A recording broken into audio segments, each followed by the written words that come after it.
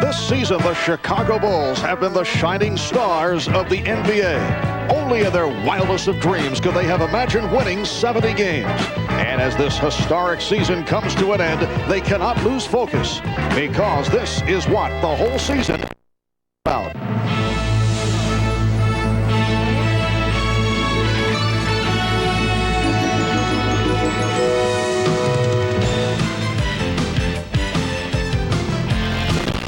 Is the NBA on NBC.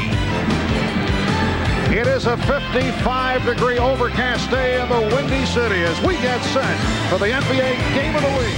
The usual capacity crowd, better than 21,000 turning out at the United Center for the Indiana Pacers and the Chicago Bulls.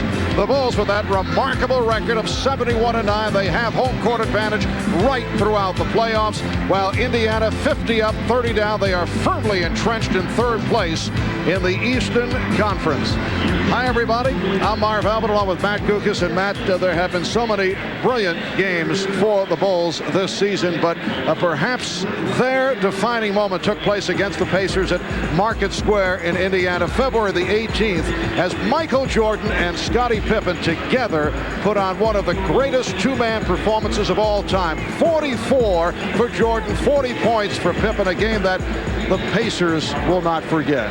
Well, Marv, Indiana's plan was to defend Michael and Scottie one-on-one and keep the other Chicago players from contributing. It sort of worked, but the 1-2 punch scored way too many. When Michael Jordan has the jump shot on target, it usually means a big scoring game, and it sets up these explosive drives to the basket. And Scottie Pippen had it all going on. The quick first step and the hard drive. And here's one of the many plays at the other end that will no doubt land Scottie on the all-defensive team. Michael Jordan and Scottie Pippen have so many ways to get the job done. Now, Indiana has won 6 of its last 7 games, but they're doing it without Reggie Miller, who is recovering from eye socket surgery. Here is how that injury occurred. It was last Saturday night against Detroit, a collision with Otis Thorpe and Allen Houston. The Pacers are hoping that Reggie will return late in the first round of the playoffs, but that is uncertain. Now, in Reggie's absence, their offensive threat is the 7'4" center Rick Smits, who certainly poses problems today for the Bulls. Well, no question, Reggie is a big key for Indiana, but just as big their center Rick Smits. Now, he's had an injury-riddled season, but that 18.5 points a game is a career best, and those shooting percentages are outstanding. And for Indiana to make a serious run in the upcoming playoffs, Rick Smits has to be an offensive force, and Indiana needs a healthy Reggie Miller back in the lineup as soon as possible. All right, so coming up, it's the Pacers and the Bulls. Chicago seeking win number 72. We'll be back at the United Center in a moment.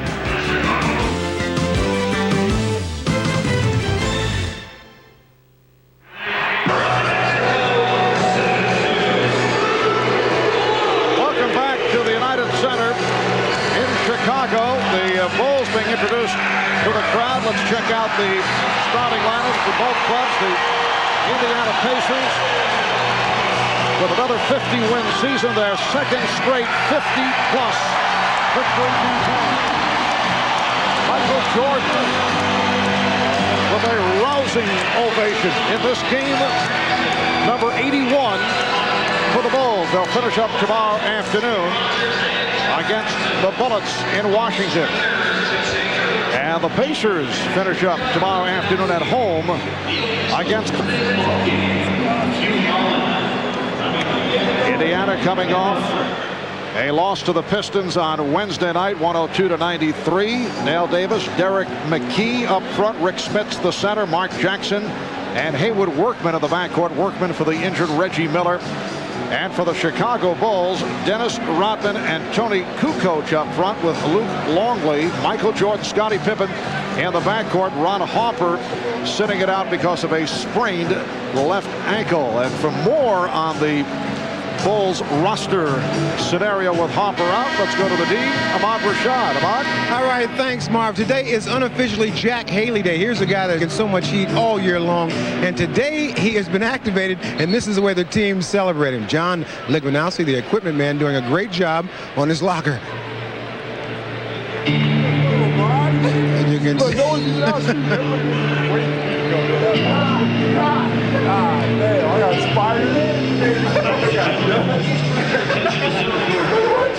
Now, while Jack Haley has taken so much heat for so many people, Michael Jordan told me that you got to remember that Jack Haley is a very important part of this basketball team. He's been at every practice, every game, and he's been very supportive. Now, this was the last little trick they played on him. Just before they go out to the game, they have a little chant, and this is what happened. Ah! Get up and hit him. What time is it?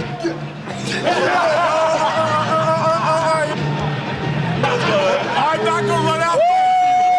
What time is it? Game time. Now, while everybody's trying to have the laugh on Jack told me just before the game he may have the last laugh because in the warm-ups he told me he made 20 shots in a row. Marv? Well, Jack Haley had not played the first 80 games of the season, so he was greeted by cobwebs at his locker and all over uniform number 54. The Indiana Pacers controlling the opening tip. The officials, Tommy Nunes, Hugh Hollins, and Ken Maurer. And I would expect that Phil Jackson will play Jack Haley sometime this afternoon. Here is Mark Jackson giving it back. Open shot for Derek McKee. And Dennis Rodman with the rebound. Chicago Bulls' latest win streak is at 5 in their last game Thursday night here at home. They clobbered Detroit 110-79, and Michael Jordan gets it going. Jordan in the game against the Pistons with 30 points in only 24 minutes. The Pistons played without Grant Hill and Joe Dumars, and that was a blowout. Here's Workman, and he's tied the game at 2. And on the first 2 Indiana possessions, the Chicago defense sagging all the way back into the lane. Kind of a subconscious thing, but when Reggie Miller is not on the floor, you just don't fear the perimeter game of Indiana. Luke Longley and Jordan.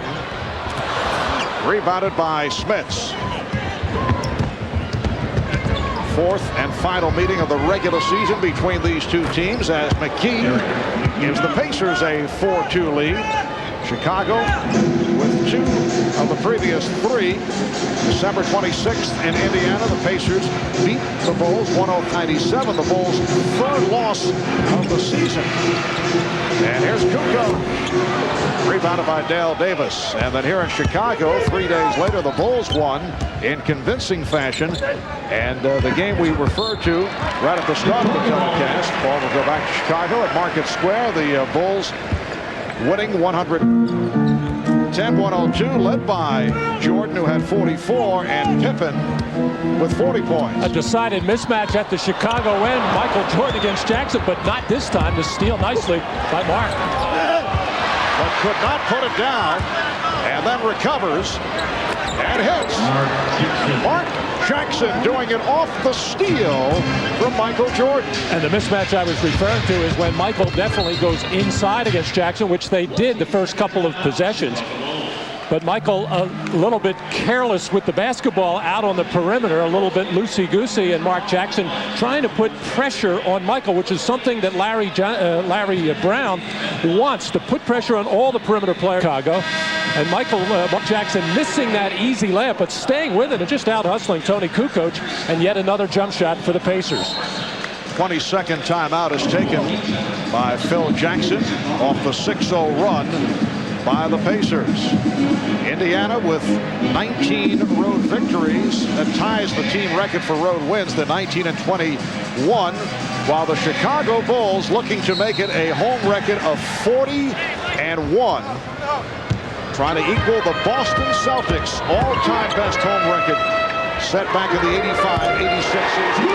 Longley back on the active roster, missed 9 games, reactivated last weekend after being bothered by tendonitis in both knees. Michael turning it up defensively, trying to get himself and the team going with some defensive pressure. There's a little bit of fear there. That's what Rick Smits, a nice move into the lane. It's going to be tough to get the ball inside to Rick, but they got it there that time. But I think there's a concern on Michael's part and Phil's part about coming in too loose, too relaxed, and not focused, which has been a hallmark of this team all season long. And it's very dangerous when you don't have that edge.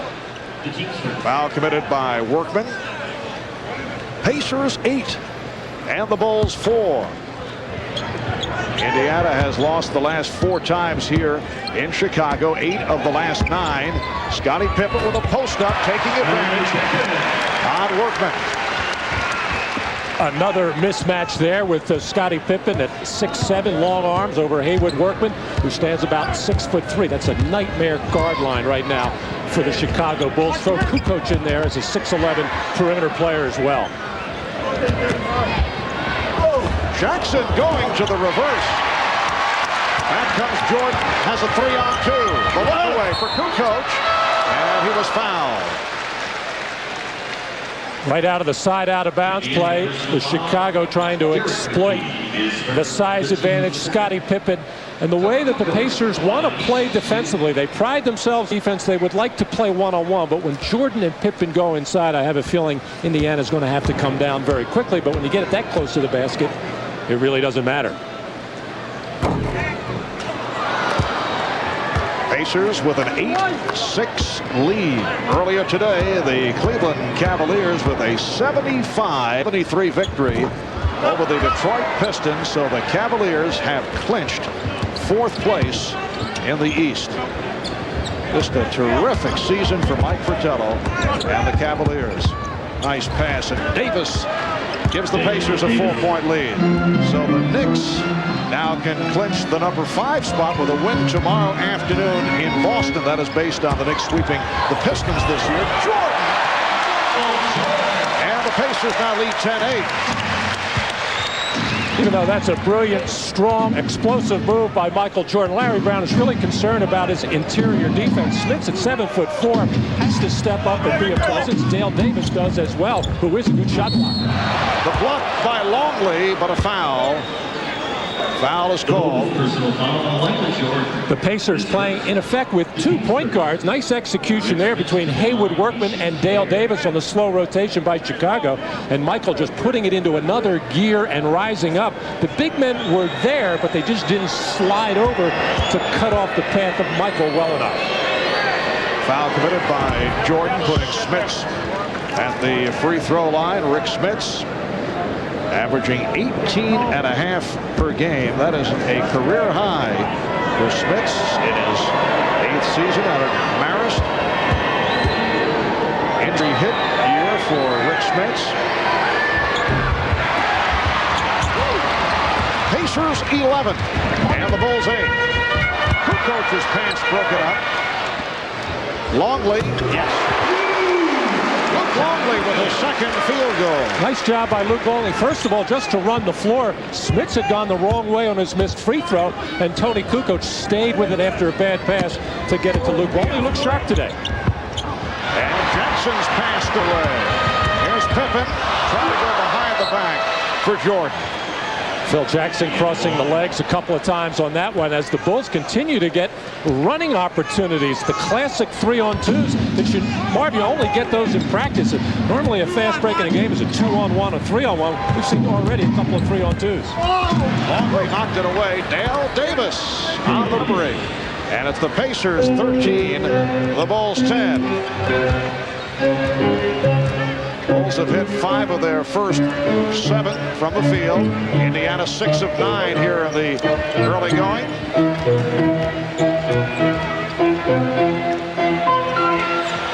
Three-pointer for Tony Kukoc. That ties the game at 13. It's amazing how Tony Kukoc has improved his 3-point shooting since the midway point in the year to shooting it with so much confidence. Workman not able to hit. And a loose ball foul against the Bulls. Timeout is called. 6:34 remaining in the first quarter. Foul was called on Kukoc. And at the other end, here's Kukoc setting for the 3, firing and hitting. We'll be right back.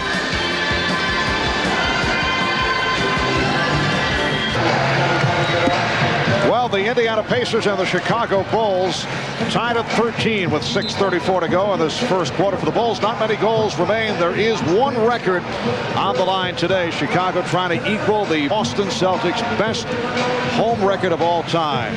That established back in the 85-86 season by the Celtics of Larry Bird and Kevin McHale, Robert Parrish, Dennis Johnson, Danny Ainge, and Bill Walton. They went 40-1 at home. Now, at one point, the Bulls this year were 37-0. They had won 44 straight in the regular season, dating back to last season. Longley on the break. Luke Longley just getting out and running at every opportunity, beating Rick Smits down the floor. And both Pippen, Jordan, and now Kukoc as well has looked for Longley running the wings. He's doing a good job. Third field goal for Longley. He has 6 points. McKee coming up short. You can see the Pacers without Reggie Miller just do not have that kind who uses those baseline screens and comes out open and makes the defense have to work so hard. Derek McKee does not fit that role. Neither does Mark Jackson or Hayward Worker. Another 3 for Kukoc. The Bulls 18, the Pacers 13. And Larry Brown, sensing that the Bulls are sagging defensively, going to get a scorer in there. Ricky Pierce, who has struggled at times this year, but still a capable scorer and a good shooter, but still not in the Reggie Miller mode of a guy coming off picks. 8-0 run by Chicago. Nice move by Spence. Davis with the tip. Now we're seeing 2 of the best offensive rebounders in the business. You'd have to say Rodman is the best, and Dale Davis certainly in the top 5. So the Bulls lead 18-15. Just under 5 minutes to go in the first quarter. Longley. Jordan went for the tip, and then Rodman able to convert as Chicago kept it alive on the offensive glass. Bulls lead 20-15. Reggie Miller recovering from the eye socket surgery. Larry Brown telling us that Reggie still has some double vision. When his vision does clear, he will wear protective eyewear. Jordan for Rodman. And Rodman able to hit, moving down the left wing side. And this is why the Chicago Bulls have this fantastic record. Everybody talks about their offensive ability. They're an outstanding defensive team. And when they come up with a steal or a hot rebound, they turn it into a quick strike at the other end. Probably better than any team in the league. Crowd looking for an offensive foul as McKee was able to hit. Bulls try to break on the transition, but the Pacers got back. Pippen firing from downtown. Last night, Reggie Miller's sister Cheryl was quoted as saying that Reggie had said that he didn't think he would come back at all this season. We asked Indiana Pacer President Donnie Walsh about it, and he was surprised to hear that statement. Longley called for the foul and said we'll just have to wait and see. Let it just play out. Whenever Reggie's back, he'll be welcome back. They were hoping late in the first round. Well, from talking to a number of people who have had experience with this type of injury, it takes 7 to 10 days after the operation to get feeling in the eye back as far as the muscles are concerned, getting rid of the double vision. And then it's just a matter up to the individual after that as to how quickly you can recover enough to play NBA basketball. So Reggie is certainly still in that first 7-day period. And from what I understand, this is the first operation that Reggie Miller has ever experienced. Larry Brown was telling us yesterday that he had 2 such injuries, never operated on, but it took him some time to recover. Foul was committed by Longley, his second, putting Dale Davis at the line. And now Longley departing, leaving with 6 points, 3 of 4 from the field as James Edwards checks in. Just talking back on that injury, Larry Bird, I remember back in the early 80s, took an elbow in the eye from now Chicago radio broadcaster Harvey Catchings. That Larry Bird was not operating, did not miss very much time with it. And I remember Moses Malone had one in Philadelphia. It cost him quite a bit of time. And Hakeem Olajuwon had one about 3 or 4 years ago. 3.5 remaining in the first quarter, and the Bulls are up by 4 points. Ricky Pierce on the floor for the first time, and Dale Davis Davis on the follow is fouled by Edwards. Well, the Bulls defense totally ignoring Dale Davis as the ball's being swung around the perimeter. He's almost wide open from about 13 feet away. But if you don't get a body on Dale Davis, that's what it'll do to you. Crash the offensive boards and do some damage. Dale Davis, though, only a 47% free throw shooter. That is 4 from the bottom in the NBA rankings. Larry Brown had Davis a couple of weeks ago go to the line attempting a couple of technical free throws. Larry's thought he wanted him to shoot under pressure and get some confidence. As it turned out, might have hurt his confidence. He missed both and went 1 for 6 at the line that game. And he is 1 for 4 here. Coming up on 3 minutes to go in the first quarter. Jordan rebounded by McKee. Michael Jordan 2 of 5 from the field. Pierce played by Pippen, and Smits pushed by Edwards. The Bulls personal foul, James Edwards is second. Well, Dennis Rodman always hanging on the doorstep. Actually, Michael Jordan keeps one alive as everybody in the blue shirts standing flat-footed, and Dennis Rodman gets the easy tip. And Dennis doing what he likes to do in that transition, getting out and running, and when he does, his teammates will find him. And Jack Haley, soon to get in this game, appreciative of his teammate, Dennis Rodman. Well, with little of significant stake for today's game between the Bulls and the Pacers, what is the approach of both teams? We asked that of Michael Jordan.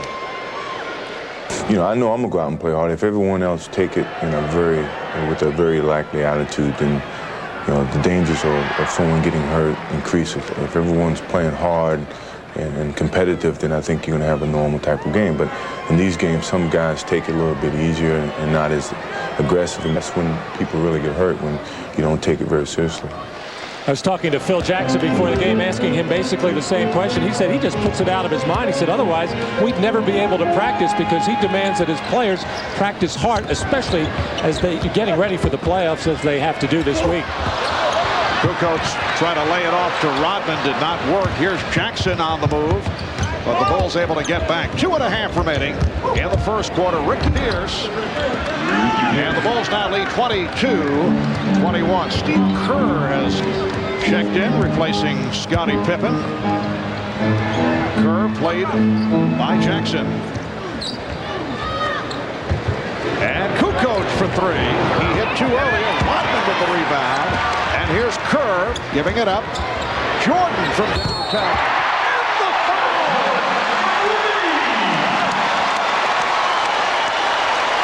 Derek McKee running at Michael Jordan, made contact, so a potential 4-point play for Michael. A little role reversal here as Steve Kerr did penetration that time, drew the defense and kicked out to the three-point shooter, Michael Jordan, who is shooting the three very well this year at 43%, but normally it's the other way around with Kerr on the receiving end. Steve Kerr was actually telling me last week how much he has improved along with understanding where he has to be within the offense and understanding where Michael wants him when those double teams and collapsing defenses surround Michael Jordan. And he said last year that was a big problem in the last 17 games of the regular season and throughout the playoffs, and Steve Kerr feels much more comfortable this year. Well, Jordan not able to make it a 4-point play.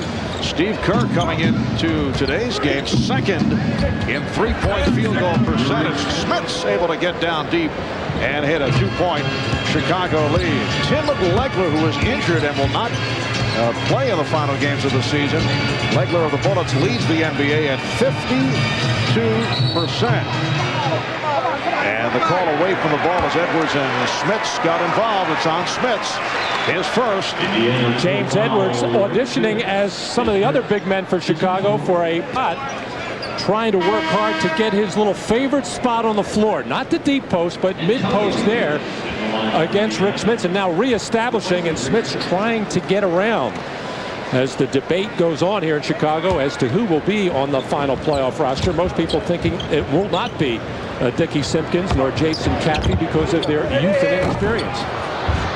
Michael Jordan now 3 of 7 from the field. Antonio Davis has come on for the first time. Nice play, but it won't count. The foul before the shot attempt. It's on Jordan. His second.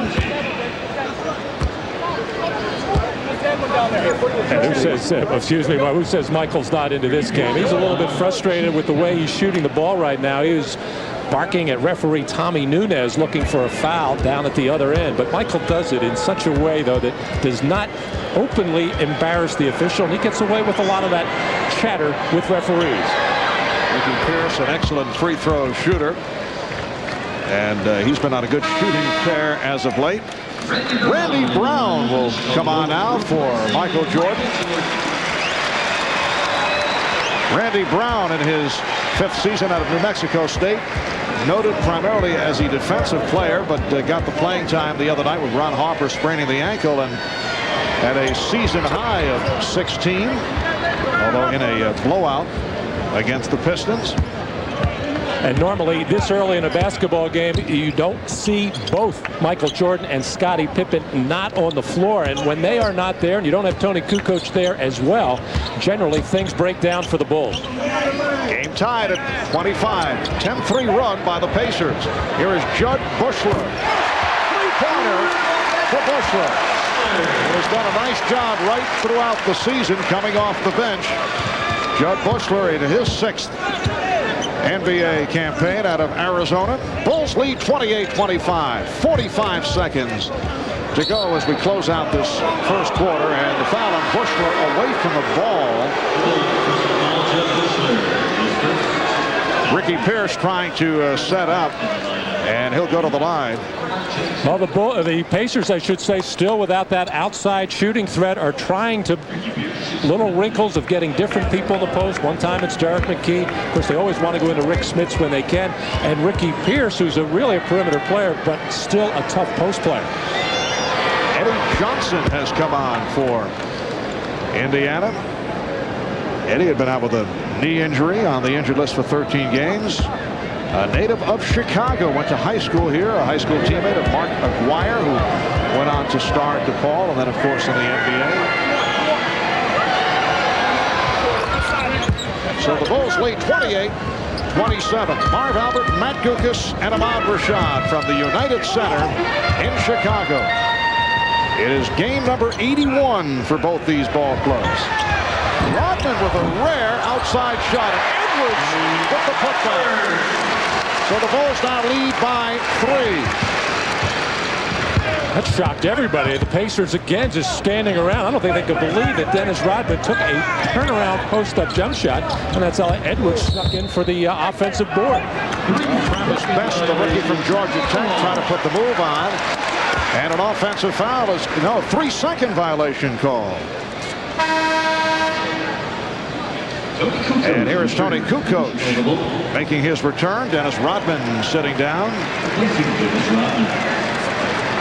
4.6 rebounds for Dennis. Going with the multicolored look here this afternoon. Down to 10 seconds in the quarter. Brown on the penetration. And time has run out on the Pacers. Would not have counted. So after one, it's the Bulls 30 and the Pacers 27. Randy Brown shaken up. Bulls trainer Chip Schaefer out to take a look. So one quarter is complete. Good shooting quarter for both clubs. The 2 rebounders, Dale Davis with 4, Dennis Rodman with 6. Bulls by 3. You're watching the NBA on NBC.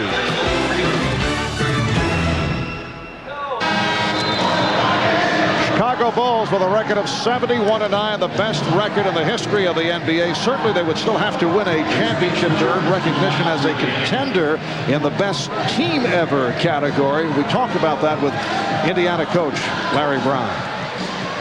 It'd be hard for me to rate them as the best, because I remember when the 76ers won 68 games, they played Boston 9 times. I think Boston might have won 60 games that year. So it's really hard to compare. You know, with expansion and 29 teams, there's a big difference in talent level, but that should not take away from what Chicago's been able to accomplish, because every game that they play is the biggest game of the year, and I admire that in them, that they're able to perform at such a high level. And that is the quality that all around the league people admire, that they come out pumped up night in and night out. Second quarter underway, and the foul is called on Travis Best. Matt, of course, you a member of that 67 Philadelphia 76er team that went 68-13. What is your take on this? Well, it's been said so many times before, Marv. You know, that team accomplished not only the 68 wins, but also winning a championship in a fairly easy style. Of course, plenty of basketball to be played for this edition of the Chicago Bulls team. Bushler on the board. So the Bulls lead 32-27. We're talking to both Michael Jordan and Phil Jackson before the game about worrying whether this team was going to bask in the glow of all the accolades that they got for winning the 70, the tremendous accomplishment, and they were a little concerned, but they think that the longer they go to get away from that and get close to the playoffs, the more they will get focused on the job at hand, and that's get ready for next week. And they will open up against Miami. Randy Brown on the foul. Here is a look at the steal leading to the fast break. And once again, the Indiana, so far their transition defense has been absolutely horrible, and they keep getting sucked in closer and closer to the basket, and any kind of flick, block, steal, rebound looks like a fast break drill for the Chicago Bulls. Ricky Pierce 4 of 4 at the line.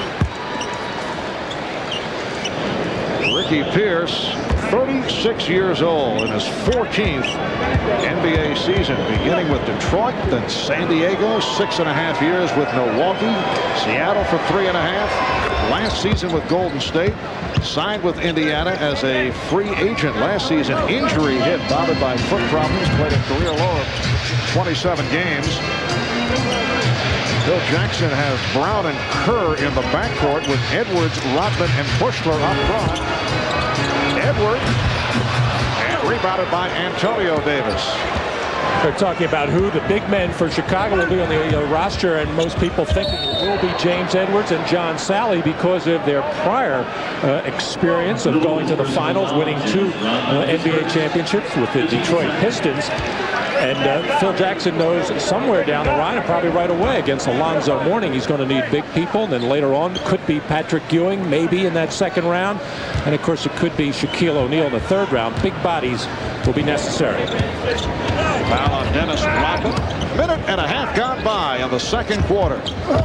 Antonio Davis taking that lead pass from Eddie Johnson. A lot of whistles here in this first half. Again, Rodman called. That's his second. And normally the Chicago Bulls do not commit a lot of fouls, mainly because people like Jordan and Pippen are out on the floor playing good defense. But it's a very physical inside. Antonio Davis and Rodman, who plays his best defense on bigger post people. But the people that the Bulls have out on the floor right now, getting their licks in and their hacks in as well. Here's Pierce. Got to go glass. Rodman rebounds. Bulls on the run. Open shot. Rodman able to keep it alive and foul. Well, he's pumped up. Hey, every minute he's on the floor, he's pumped up because he has one goal in mind, and that is get every rebound. That was number 8 for Rodman. He was fouled by Dale Davis. 4 have come on the offensive boards. We'll be right back. Well, Dennis Rodman, not only defensive rebounds, all of a sudden he becomes an offensive threat by starting the fast break, getting out and going, and Antonio Davis not doing a good enough job here. That won't get it done with Dennis Rodman. You almost have to block him out like an offensive guard in football. Now, this particular year, Dennis's rebounds down a little bit from the norm, but that was told to him by Phil Jackson early in the year that he would probably not get as many rebounds as before because of the style, the more deliberate offensive style of play of Chicago, whereas in San Antonio the last couple of years, more of an up-tempo style, which affords more shots, therefore more misses and rebounds. Averaging just under 15 per game. Hitting his first three, 1 of 2 here today as he chases Tim Legler for the three-point championship. He won it last season on the final day, beating out Detlef Schrempf. I think he has to go 10 for 12 from beyond the arc today. A tough order indeed. Or today and tomorrow. That's right. That's right. They finish up against the Bullets in Washington, and there might be some rooting interest on the part of Bullet fans with Legler out of action. Here's Brown. Randy Brown with his first field goal. Bulls 37-29 over Indiana. And Steve Kerr that is, does not look at the stat sheet or what's going on or where he ranks or what his shooting percentage is. He said he has not done it all year. He does say his teammates try to tell him where he is or what he needs, but he just shuts them out. What do you think, Marv? Do you think he's telling the truth? No. Okay. Illegal defense called for the first time against Chicago. And that is nothing regarding Steve's credibility. But players always say that, and I don't buy it, do you? Well, in most cases. Most cases. A little hedge here, Matt. Okay. In most cases, in Steve's case, because his role as an offensive player is such a specialty, they depend on him spotting up. And it's not like he's taking 5, 6, 7 three-point shots. He's only getting maybe 3 a game, so he can't really worry about the numbers. He's got to worry about his stroke more than anything else. Foul on Kerr. Nice stroke by Best. The Bulls 37 and the Pacers 31. Wayne Farrell has come on for the first time for Indiana. 8.5 remaining in the first half. Edwards to the hook shot. And back comes Best. High dribble, putting the move on. It counts, and the foul.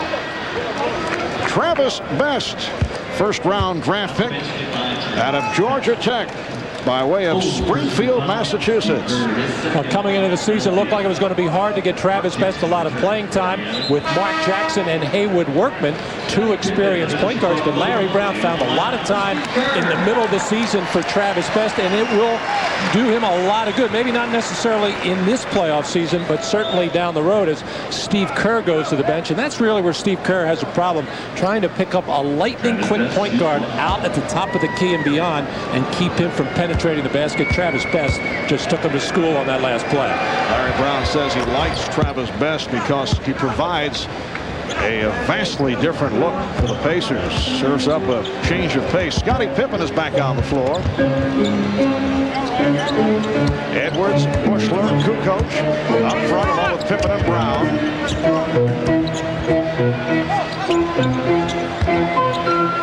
Shot clock at 5. Brown has to fire. There was a 3-point shot rebounded by Farrell. Jackson and Best at the guard. Smits with Farrell and Antonio Davis on the front line. Here is Best again. Beautiful quick release, and Travis Best has come off the bench to hit 3 of 3. He has 7 points, and he's brought the Pacers within 1.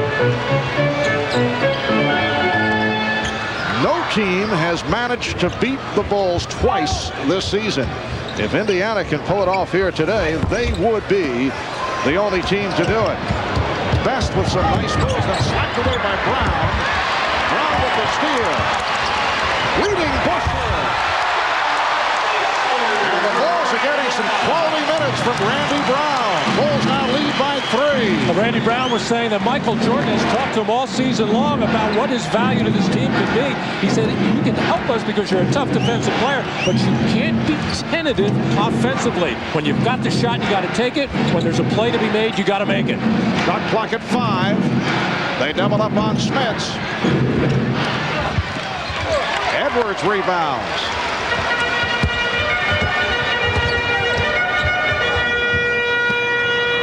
Bushler played on a switch by Jackson. coach. Tees it up for three. Interesting back tap by Edwards. It was almost a swing and a miss. And a timeout called with 6.5 remaining in this first half. Well, Travis Best got a little cute with the ball, was able to go behind the back at half court, but then got a little bit careless as he started to get in the lane. The quick hands of Scottie Pippen and Judd Bushler, the volleyball player, up in the air to finish off the beautiful feed from Randy Brown.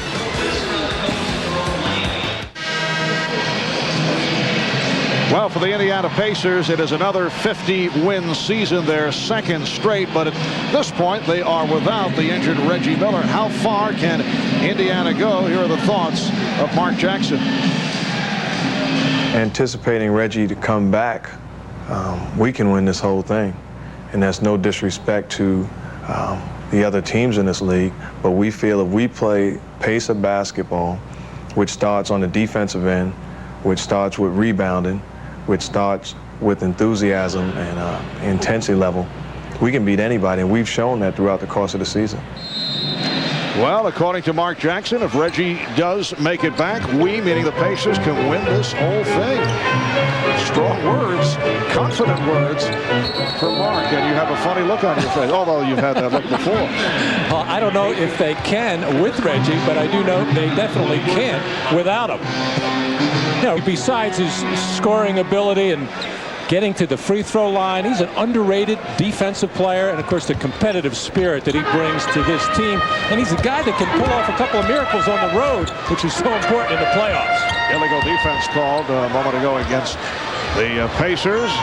Bulls whipping it around. Brown coming up short. John Sally, who just checked in, was able to put it home. And the Bulls now lead 41-36. You mentioned the word audition on the part of the Chicago Bulls in these final two games for a spot on the playoff roster. Oh, Best is on fire. He has scored the last 9 points for Indiana. And in that audition or tryout mode is John Sally, along with James Edwards. Edwards with the post-up move, and he was shoved. It's funny how they talk about that, but they don't want to get a team of John Sally and Dennis Rodman out there along with James Edwards for the obvious reason, and James Edwards because of his age, although he can give you some scoring. But the Bulls don't feel like they can get enough scoring with Sally and Rodman, yet they were key figures and played together quite a bit on those Detroit championship teams. And there's Bill Wennington, who is back on the injured list, a very flexible injured list for the Chicago Bulls, who have used it well. A tremendous juggling act by Jerry Krause, the general manager, and Phil Jackson of giving their big men some rest with so-called minor injuries as Jack Haley waits for the call. And I'm sure this building will erupt when Jack finally steps on after 81 games. Jack Haley back on the roster with Ron Harper out. Harper suffering the sprained ankle the other night. He had wanted to play all 82 games. That was his goal. Ron Harper, very solid addition to the Chicago Bulls. 5.5 to go in this first half. Antonio Davis was pushed before the shot. Basketball not count. There is Harper, averaging better than 23 minutes a game. Edwards called for the foul, his third, and he will depart. I guess we'd have to say Ron Harper has been an underrated member of this basketball team all year, with most of the other players getting the recognition, but he has been a valuable contributor, primarily at the defensive end. He was always known as a guy that wanted to just score and shoot the ball when he was a Clipper and in his early days as a Cleveland Cavalier. But here in these 2 years, you can see the minutes down, so he has accepted his role and has been a big factor with this ball club, and just does nothing but add to the defensive power of the Bulls. Saw Dickie Simpkins step on, replacing James Edwards. And the officials check it out. Tommy Nunez making the call, which is applauded by the Pacers. And I think Tony, while coming from the front court into the back court and landing on the side out of bounds while he was doing all that in midair, tried to call some kind of a timeout. Tony Kukoc getting up in the air, but you saw that left foot right on the out-of-bounds line. Stepping out of bounds. Jackson. Rebounded by Antonio Davis. The Bulls 42 and the Pacers 41. The shooting of Travis Best getting the Pacers back into it. 9 points off the bench. Sally backing Davis. And back comes Jackson. Michael Jordan has sat out the entire second quarter. Bill Jackson telling us that he was looking to rest Jordan some. Farrell off the mark and batted out by Antonio Davis. Right now, I'm sorry, Marvin, the Bulls, Michael will be checking back in with Scottie Pippen and Tony Kukoc, good playmakers, but they don't have the spot-up shooting out on the floor, which makes their offense go. Randy Brown with a second basket. And the Bulls now lead by 3. Michael Jordan getting set to make his return. Best backing Brown.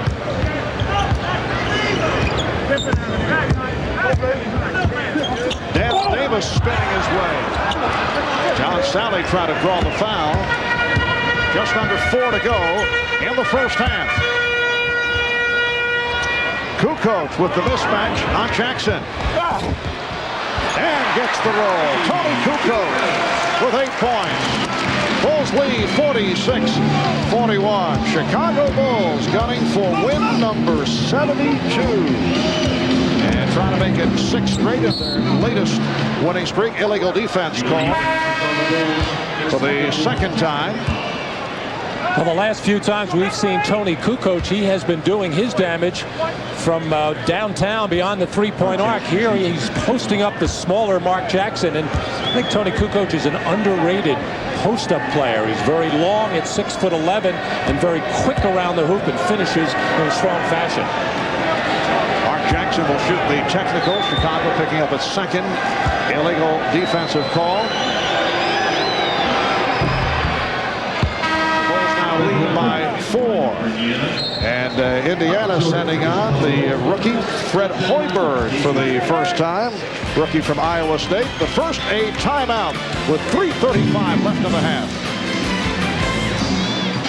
Wayne Farrell will put it in play for the Indiana Pacers. There is Fred Hoiberg, who checked in a moment ago. Only his 14th game activated. Earlier this week, he'd been on the injured list with tendonitis of the left knee. Jackson, yes. Mark Jackson cuts it to a 2-point Chicago lead. That was intended for Jordan. Mike a little stiff coming off the bench. Normally he rises and gets at least a hand on it. Did you call him a stiff? No. Oh, you said it was a little stiff. I'm sorry. He sat for a long time, about 9 minutes. Unusual for Michael Jordan. Michael in the first quarter, 3 of 7 from the field. 7 points, 3 assists. We come up on 3 minutes to go in the first half. Hoiberg. Farrell, nice move, and converts on the reverse. Wayne Farrell has tied the game at 46. Wayne Farrell usually in a role to energize the team. He gets things going and does it at the defensive end.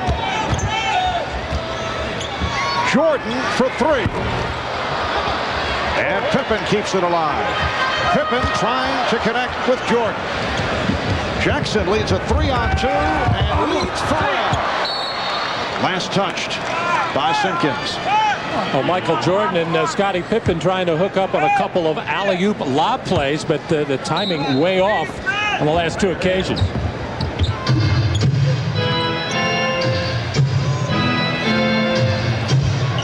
Farrell putting moves on Pippen. He got the step with the move to his left, but Sally over to help out. Well, Dwayne Farrell just eyeballing Scottie Pippen. I'm sure another all-defensive team for Scottie Pippen, and he is working him over. Made a nice hesitation move, beat him on the baseline. This time he took him to the middle, and Scottie had a tough time staying with him. Davis, and the foul called on Simpkins. Dickie Simpkins in his second year out of Providence. He'd been on the injured list. #1 draft pick of the Bulls last season. Dale Davis, who has had an adventurous time at the line, 1 of 4 at the foul line. Remember last year, Dale Davis had those shoulder problems. He missed 8 games, and the thing kept popping out on him, able to come back and play. Excellent percentage shooter, mainly because he doesn't take bad shots, does most of around the basket, and of course the very poor free throw shooting percentage. And actually, the form, the grip, everything looks good until the ball leaves his hand. Yes, 1 of 6 at the free throw line. Game is tied at 46. 2 minutes to go, first half. 2 minutes to go, first half. Sally able to wrap it down. Bulls 48, Pacers 46. And John has spent some time on the injured list of late. His legs look very fresh as he has been getting up in the air, active around the basket. He would desperately love to be on this playoff roster. Michael Jordan, strong move, able to take that long stride, get up into the air, and John Sally kept his eye on the play all the way. Michael just able to clear space with that quickness to get away from Antonio Davis, and Dale Davis not putting the body on Sally. Michael only 1 for his last 6, 3 of 9 overall. 22nd timeout was taken. The Bulls lead 48-46. Chicago with several goals in these final 2 games. Obviously, they'd love to finish with 73 wins to max out. They'd like to make it a home record of 40-1 to equal the best of all time established by the Boston Celtics in the 85-86 season. And they want to avoid having one team beat them twice. Pacers did it earlier this season. Antonio Davis is fouled.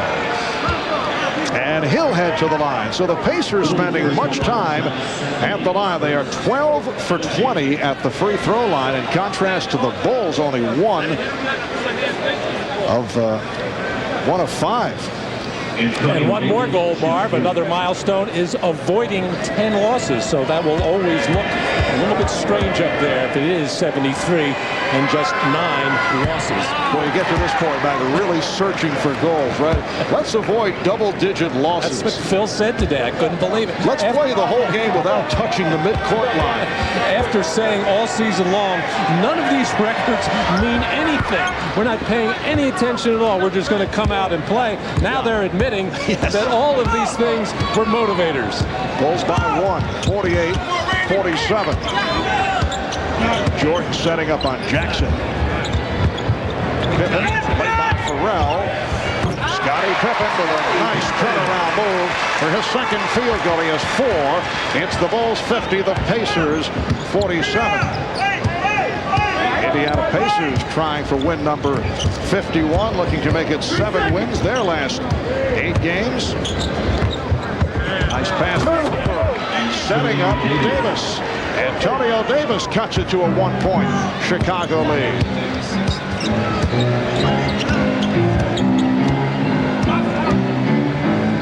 Sally getting position, but Pippen not able to get the pass to him. And Indiana will get it back. Jackson protecting against Jordan. Hoiberg. And Farrell. Farrell with the shot. Wayne Farrell has provided a lift. And he's given the Pacers a 1-point lead with a half minute to go, first half. Well, Dwayne always gives a lift defensively. A tough post defender, works very hard. If he can give him some offense, will be a factor for them come playoff time. Sally's pass stolen by Hoiberg.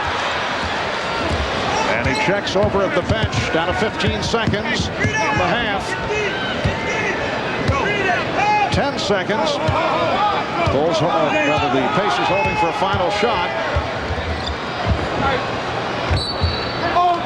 Davis decided to throw it out. He did not have the position off that lead pass from Jackson. And a foul call on Sally, his second.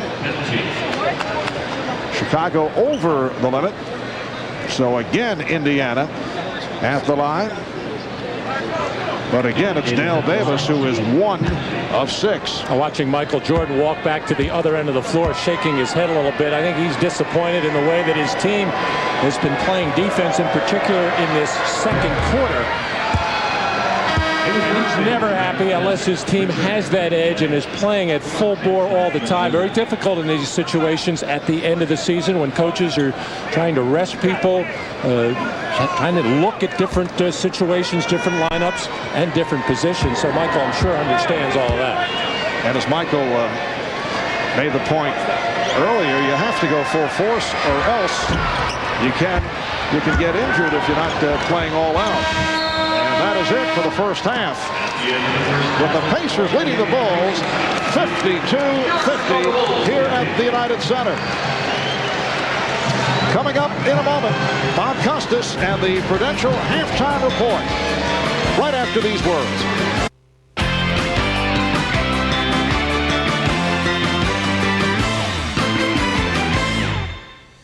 Welcome back. In the category of understatement, it's been a remarkable year for the Chicago Bulls. 71 wins and counting, most ever in league history.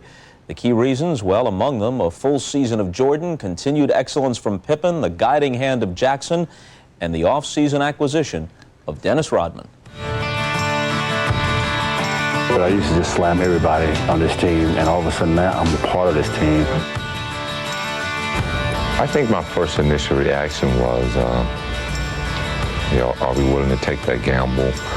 Will Dennis be responsible, be reliable for us? I'm in the last year of a contract. I've got nothing to lose. It makes the year exciting. I think no one can beat us if we're on top of our game. No one can beat us.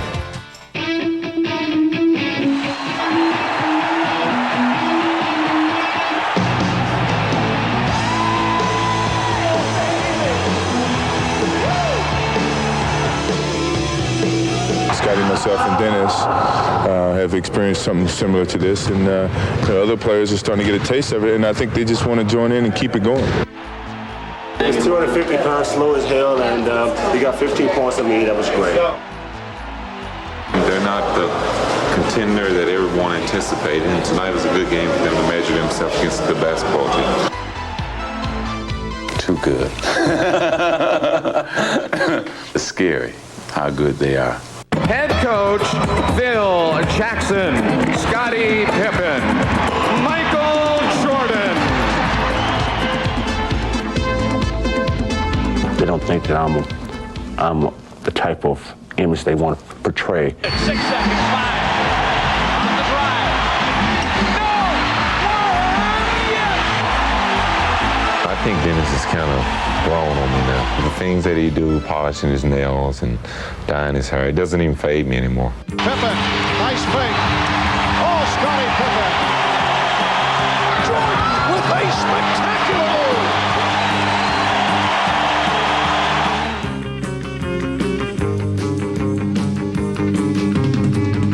I appreciate it whenever I'm in that zone. I think it's something that we all should appreciate as athletes when you get into that situation. Jordan gets baseline by Mill. Oh, jam. Oh! Michael to the fade. There it is, 51. Big smile on his face, and he made it in Jordan fashion. It's a screen from Longley. Oh, yes, sir! 53. Jordan with the Jordan night.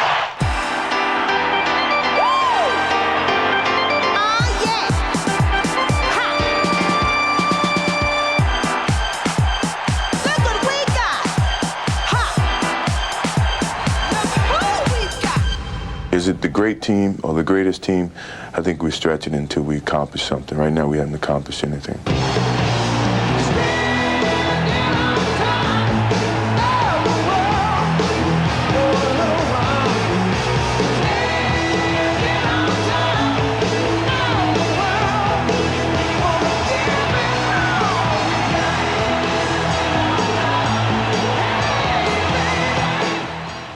Well, how good have they been? The Seattle Supersonics have 64 wins, could get 65. That's been completely overshadowed. That's as if it's nothing. But it isn't just the talent of this team, it's their approach that impresses you. No doubt about it, Bob. You know, I think every coach in America has to love this Bulls team. They are perfection personified. And they also bring to mind the fact that, when you have collective success, you're also going to get a lot of individual recognition. They have the Coach of the Year, they've got the Player of the Year, they got the MVP of the All-Star game, and they're going to have no less than 3 players on the all-defensive team.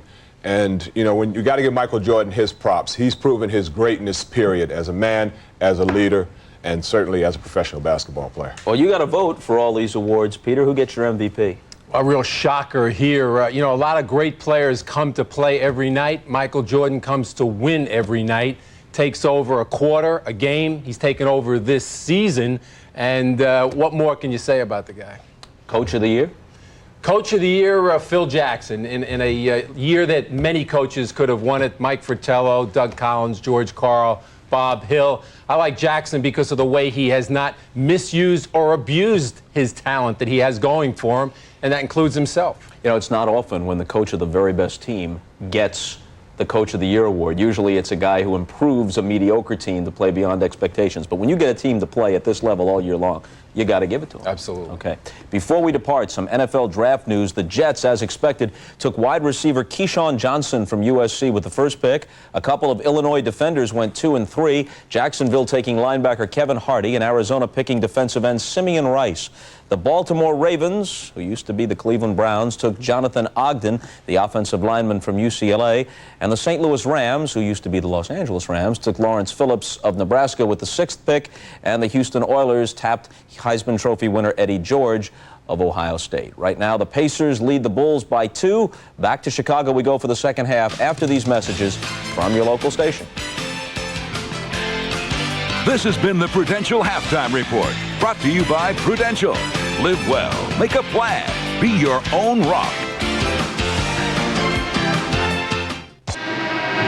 All right, back in Chicago, I'm Ahmad Rashad, and as Marvin and Matt were talking about at the end of the second half, and Michael being a little bit disappointed, he wasn't the only one. Phil Jackson really lit into his team at halftime, told them that they were playing lousy, and they're lucky they're not behind by 10 points. Marv?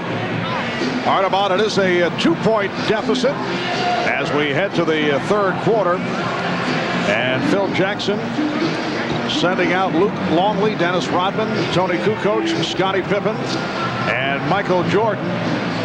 Jordan played only 14 minutes in the first half, 3 of 9 from the field, 7 points and 4 assists. And the Pacers have a backcourt of Mark Jackson, Haywood Workman up front, Derek McKee, Dale Davis, and Rick Smith. And in the championship years for the Chicago Bulls, 1991, 92, and 93, it was the third quarter that they were really always able to turn on the defense and create some havoc and get themselves going at the offensive end. And this year it has been spotty, sometimes there, sometimes not, but it's something that they always try to call on. And a spotty start on a 3-second violation. So the ball back to the Indiana Pacers.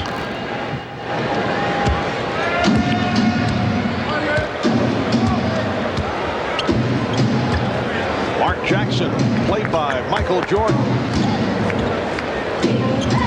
Derek McKee played only 10 minutes in the first half. Goes to the spin on Kukoc. Derek McKee with his third field goal. He has 6 points, and the Pacers now lead by 4.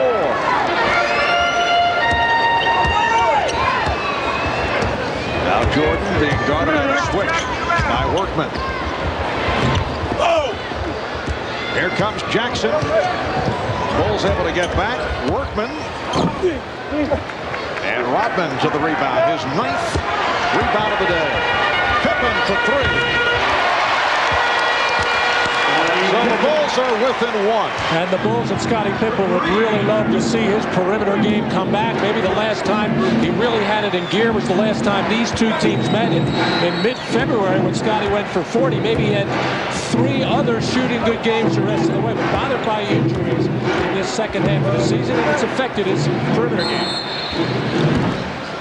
3-second violation now at the other end against Indiana. Well, Dennis Rodman getting the long pass to Scottie Pippen. Scottie was able to survey the defensive transition by the Pacers. Knew he was going to take that 3 all the way as Dennis Rodman. Happy as he got an assist on the play. Much rather get more rebounds, but he'll take those assists. posting up. And Michael's been off 1 for his last 8. Stepped out of bounds. And the ball back to the Pacers. Overall, Jordan is 3 of 11. And normally when Michael does not have that short jump shot going, he starts to find ways to get to the basket where he can get the much higher percentage shot. 2 minutes gone by in the 4th quarter. The foul on Kukoc, his 2nd. Pacers coming out in this 3rd quarter looking to get the ball more to Derek McKee. He is one Pacer that's going to have to pick up his offense in the absence of Reggie Miller. And many times Derek McKee, who does so many things on the basketball floor, sometimes forgets or just does not get involved enough offensively. Phil Jackson has said, though, he feels McKee is the player who makes the Pacers tick, particularly in big ball games. Smith's lost it. He thought he was fouled. Pippen for 3. And it comes back to Kukoc. Here's Pippen to the drive. Oh, nicely done. Switching hands in midair and going with the left hand. So the Bulls lead 55-54.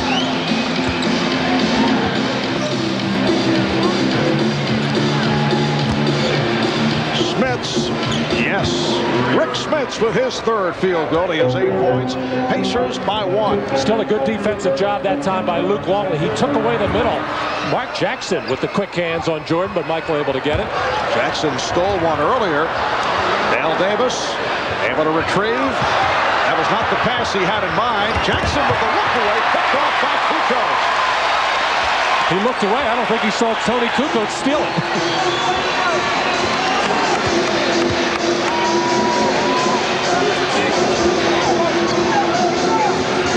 Pippen posting up on Workman. Kukoc for 3. Rebounded by Pippen.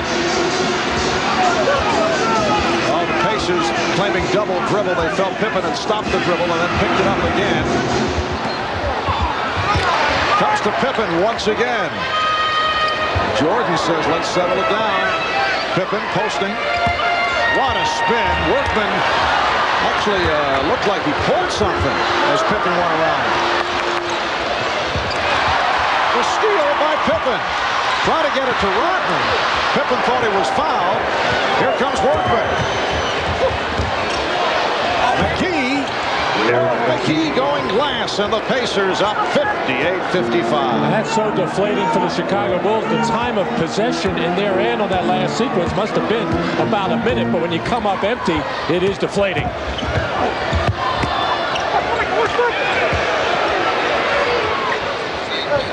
Jordan with the spin. Yes. Michael Jordan. Hayward Workman going to get whiplash. First it was Pippen and then Jordan. Well, both of them, Michael and Scotty, using Workman almost as a post, with him putting pressure on his forearm, leaning on him, and actually spinning off him and leaving him standing still. Smits fouled by Longley. That is his 3rd. Luke Longley, his 3rd. The team's 2nd. Well, here's an example. Scottie Pippen feeling that pressure and backing into it. Got away with a little bit of a hook there, unable to finish on the play. And Michael Jordan feeling that same pressure, the forearm, and just so quick. Nothing Hayward Workman can do, and Hayward Workman is a quick defender. Rick Smits now 3 of 5 at the line. Ricky Pierce checking back in. That was Luke Longley's 3rd personal foul. All in all, they're doing a good job, not only on Rick Smits, but clogging the lane as well. And that's going to be a big factor for the Bulls come playoff time against the big offensive centers, for Longley to stay out of foul trouble, yet be aggressive and effective.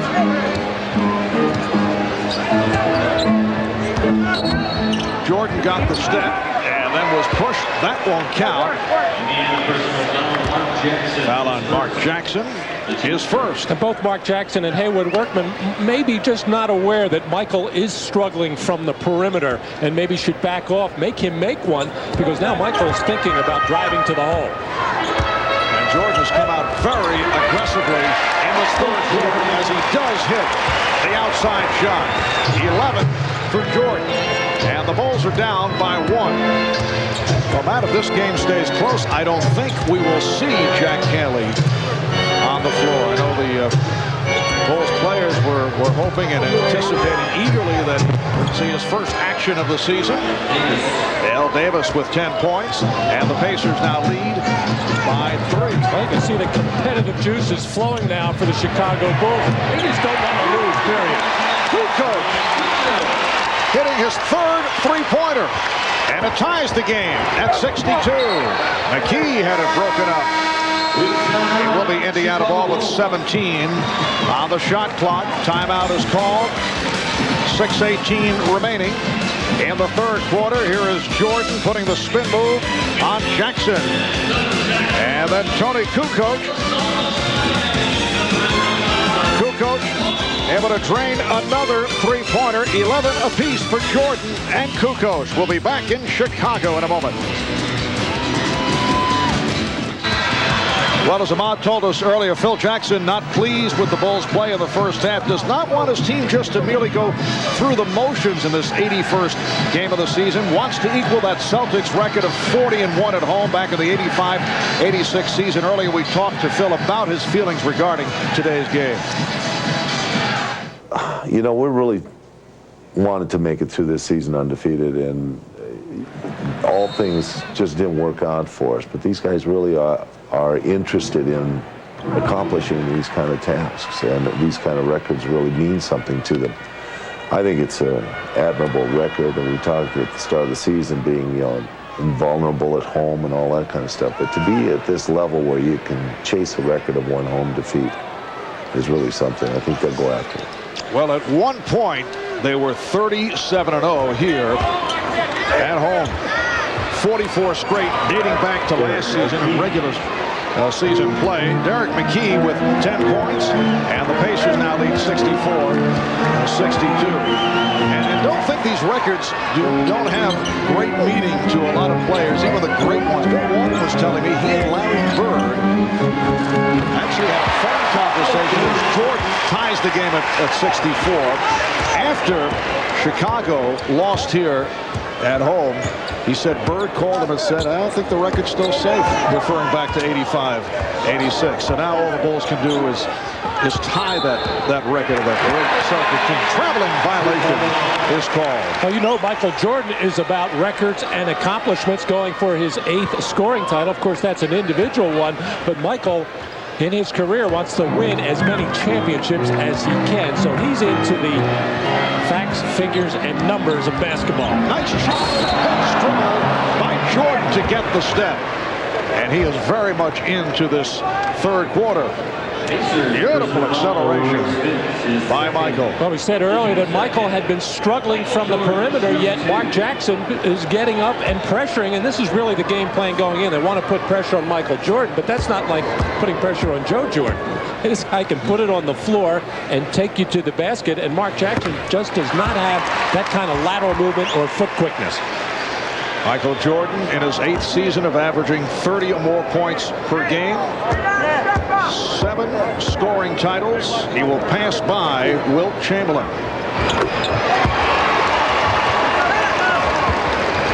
As the Bulls take a 66-64 lead.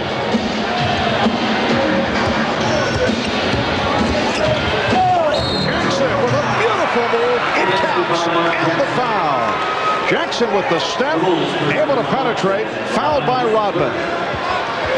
Well, after the free throw situation, the Bulls putting up backcourt pressure on Jordan, gambling on the play, and Jackson took advantage of it, smartly drawing the bump from Dennis Rodman. And this may be one of the weaknesses for the Chicago Bulls in the playoffs against the better teams, is their interior defense. How will it hold up? How will Luke Longley and Bill Wennington not only defend centers, but clog the lane and protect the basket? And Dennis Rodman as well. There's not a lot of shot blocking here on this team. There is good defensive rebounding and good team defense, however. Flying right back to put it down. And that gets the crowd going. So Jordan with 19. 12 of the 19 here in the third quarter. Jackson for Smits. Rick Smits Davis with the slam. And the play at both ends has picked up considerably in this third quarter. Indiana now leads by 1 as we come up on 4 minutes to go in the third. Here's Pippen. Dale Davis rebounds.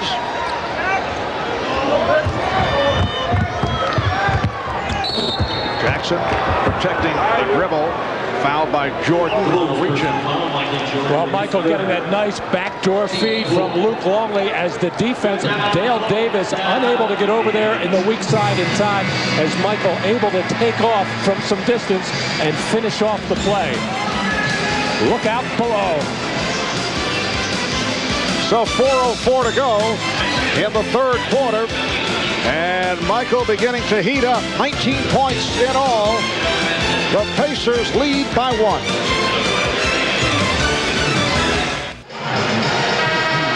Here's the trademark triangle offense of the Chicago Bulls as the ball goes inside to Luke Longley. A little bit high right there. The backdoor cut by Michael Jordan.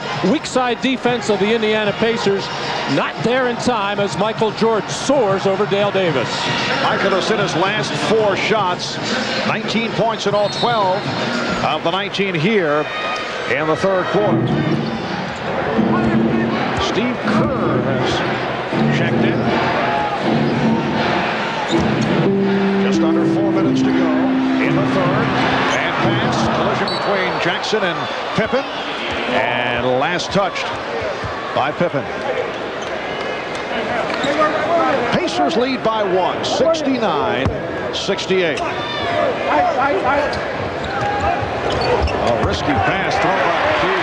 The Chicago Bulls defense is starting to get more aggressive, more pesky, not only challenging shots, challenging the passes as well.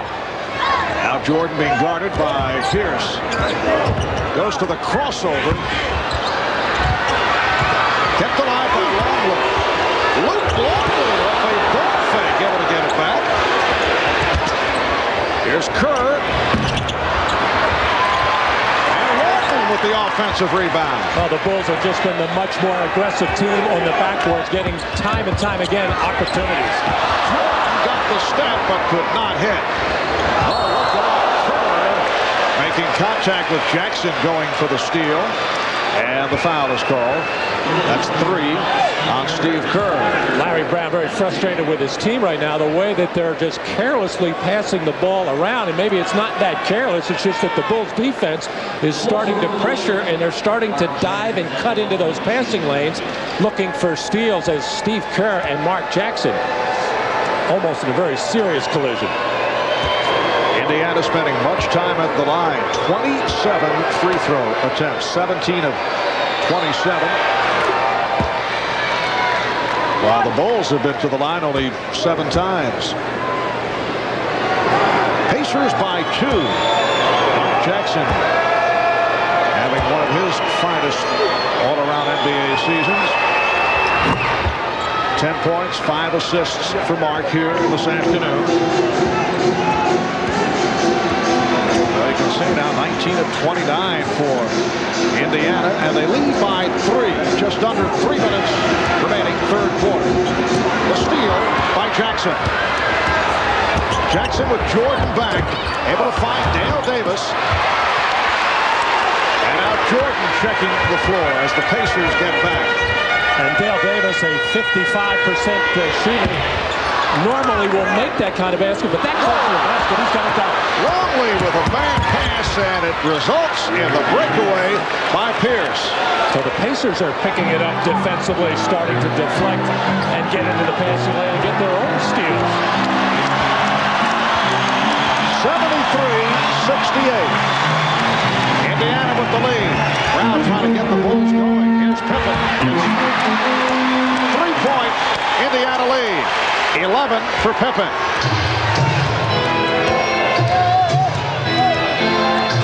Oh, that's a tough signal when you're trying to handle the ball, clapping your 2 hands in shark fashion. Jackson. And the tip by Smits. Well, apparently they credited Jackson with the tip. We'll have to get another look at that one, but the Pacers do lead by 5. Longley with a pretty backdoor. Steve Kerr thought that Rick Smith went underneath and threw the basket to goaltend on that play. Still thinks it, but better rotation that time by the Pacer defense on that same backdoor cut. This time for Steve Kerr, who can't quite finish like Michael Jordan. Spence and Rodman with rebound number 13. Here's Jordan going around McKee, and this grab. He was fouled. Pearson McKee did not want Jordan to get off that shot.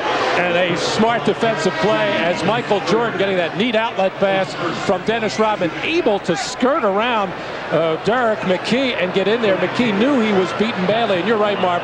Coaches tell their players, don't let Jordan dunk the ball if you can help it, and they were able to stop it here, and you heard the crowd reaction.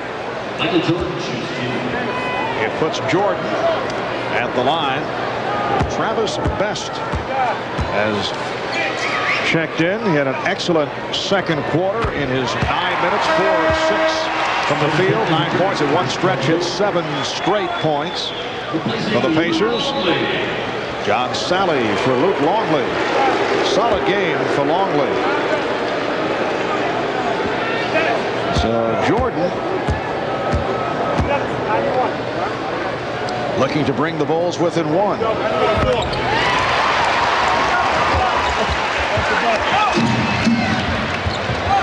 We come up on a minute to go in the third. And the ball back to Chicago.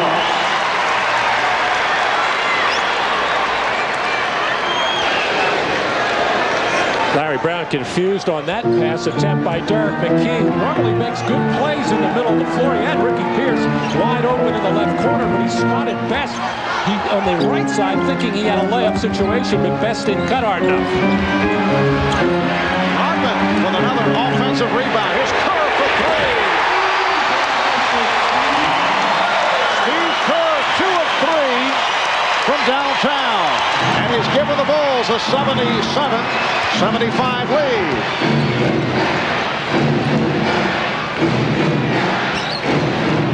Pierce thought he was fouled. Thought he got a good chop from Pippen. 25 seconds to go in the third. Kerr for Jordan off the mark. And back comes Best. 15 seconds in the quarter. McKee works it back out. Down to 10 seconds. Indiana looking for a final shot of the quarter. Dale Davis. Turned back by John Sally. Good reaction by Dale Davis on the short shot from Antonio Davis. So after 3 quarters here at the United Center, the Bulls and the Pacers are tied at 77. Here's another look at it. The shot coming up short. Dale Davis followed it right throughout and was able to beat the buzzer that ended the third quarter. The Pacers and Bulls even at 77 as we head to the fourth. We'll be back after these words from your local station.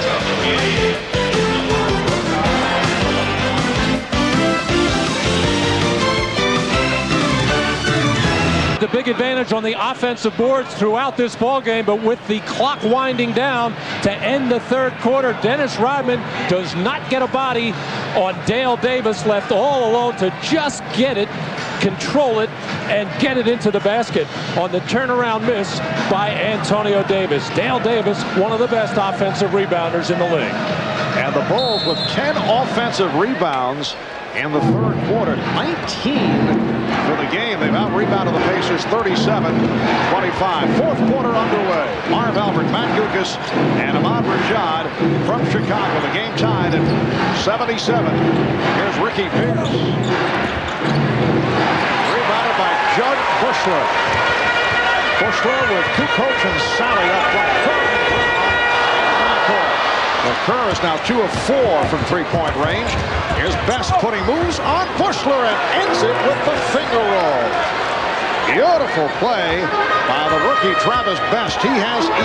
Pacers 79, the Bulls 77. Well, Travis sparkled in the first half with his ability to handle the ball and get to the basket. Right now, the Bulls are a very small team out on the floor. And could have some problems on the defensive rebounding end. John Sally really the only strong rebounder, if you can call him that. Nice break by Kukoc, and able to hit after the pump to tie the game at 79. Tony Kukoc with 13. Michael Jordan sitting down, played 26 minutes, which is more than he said he'd play. The recovery by Dale Davis. 14 points for Davis, along with 8 rebounds. Pacers lead 81-79. Sally able to get to it on the deflection, and a foul is called. Personal foul, Dale Davis, his second. Dale Davis called for his second. This is the rookie from Iowa State, Fred Hoiberg, getting some playing time today. Second round draft pick. Spent most of the season on the injured list. Derek McKee is back, and Dale Davis sits down. Well, Larry Brown did not like the matchup with Antonio Davis trying to guard Tony Kukoc, and at the other end, I'm sure Phil Jackson did not like Tony Kukoc trying to guard Antonio Davis.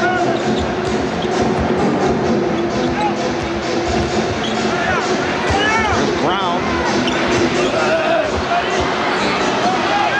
Kukoc thought he was fouled by Farrell. Indiana with the ball. They lead by 2. That's a travel. Antonio Davis called for steps. Well, the Chicago Bulls will open up the playoffs against the Miami Heat. And the way things stand right now would be Indiana against Detroit. The steal by Farrell. Farrell giving the Pacers a 4-point lead. And again, Phil Jackson is unhappy. Taking a long walk. Trying to cool off as his Bulls trail 83-79. Oh, fundamental error by Randy Brown, picking up his dribble in the backcourt. Judd Bushler not coming to meet the basketball, and Dwayne Farrell finishing off the play.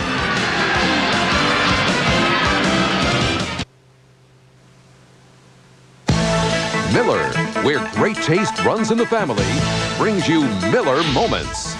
Today we pay tribute to 2 of the leaders of the NBA's season statistics. In the scoring race, Michael Jordan about to win the scoring title for an NBA record 8th time. Michael will surpass Wilt Chamberlain, who led the league in scoring on 7 occasions. On the boards, Dennis Rodman continues to be the most dominant rebounder of the 90s. He'll make it 5 consecutive rebounding counts. Quite an achievement for a forward, averaging just under 15 rebounds per game. In recognition of this moment, the Miller Brewing Company will donate $1,000 to the Thurgood Marshall Scholarship Fund. 2 minutes in, 4th quarter. The Pacers 83, the Bulls 79. Indiana Pacers have won 6 of the last 7. They're doing it without the injured Reggie Miller. Shot clock down to 2. Nice move by Kukoc to bail out the Bulls. That's the Jordan Pippen role. When the offense doesn't turn anything up in the first 23 seconds, give it to your best playmaker, and that's Tony Kukoc out on the floor right now. Derek McKee has found the range, 6 of 8 from the field. He has 12. Pacers 85, and the Bulls 81. The lead for Kukoc. Combining with Tony Kukoc, and it's a 2-point Indiana lead. It was an excellent pass from Randy, but Tony Kukoc with those long arms and hand control, able to guide that ball into the hoop. Antonio Davis watched by John Sally. Judd Bushler guarding Dwayne Farrell. Farrell. Sally rebound. Brown pulls it back. Brown and Kerr at the guards. Kukoc, Sally, Bushler up front. Phil Jackson getting a long look at several of his bench players here this afternoon. Shot clock at 5. Bushler from Kerr. I don't think Judd realized how open he was and how much time he had. He tried to catch and finish all in one motion. Farrell. And kept alive by the Pacers. Here's Farrell. Loose ball foul called by Ken Mauer. It is is on Kukoc, his third. Both teams very alert that went over play to make those backdoor cuts and make the passes. And the reason Randy Brown able to get this one up there, no ball pressure from Fred Hoiberg. Nice play, Tony Kukoc. 8:12 remaining in the fourth. We'll be right back. Welcome back to Chicago, a 52-degree day. See what Dennis Rodman has started? Judd Bushler said no. No truth to the rumor that you might doff your shirt. Absolutely no truth. Judd Bushler off the bench, contributing 7 points. He and Steve Kerr, one-time teammates at Arizona, back together with the Bulls. Pacers 85 for the Bulls, 83. 4 minutes gone by in the fourth quarter. Good play by Brown. Randy Brown has done a nice job. And Kerr fouled. Best and Hoiberg reaching. Well, this particular group of Chicago Bulls on the floor right now are going to have to do it together by moving the basketball and running their offense. And then when the shot clock does wind down, they really don't have a guy that can break you down, go get his own shot, or create one for somebody else. It's going to have to be through the triangle offense. Edwards. And he was hit by Antonio Davis. Both clubs with 3 and a 20 remaining. Indiana 3 full timeouts and a 20. Same for Chicago. The well-traveled James Edwards going to the line. Tony Brown leading the NBA in this department with 9 different stops. Edwards with 8. Some interesting names on that list. Ron Behagen, Len Chappell, Ricky Green, your good friend Cleggy Hermsen, Jawan Oldham, Walt Wesley.